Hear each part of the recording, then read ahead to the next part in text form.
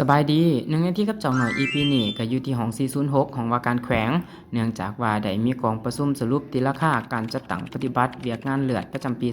2025ของศูนย์เลือดองค์การกาแดงแขวงจำปาสักที่สามารถปลุกระดมบริจาคเลือดได้460ครั้งหับเลือดรวม5,022ถุงคิดเป็น94.7ส่วนหอยของแผนการกวดวิเคราะห์เลือดดำเนินไปตามมาตรฐานพร้อมทั้งสนองเลือดให้ห้องหมอได้5,447ถุงจากความต้องการ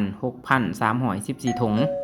โอกาสเข้าร่วมกองประชุมท่านสมบูรณ์เฮืองวงศาประธานกองประชุมห้องประธานคณะกรรมการปกครองแขวงก็ได้กล่าวชมเชยผลสำเร็จและเน้นให้ขยายเครือข่ายผู้บริจาคเลือดโดยเฉพาะวัยหนุ่มและภาคเอกชนเพื่อให้เวียกงานเลือดเป็นภารกิจของสังคม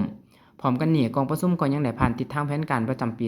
2026เพื่อพัฒนาเวียกงานให้บรรลุเป้าหมายในปีต่อไปอีกด้วย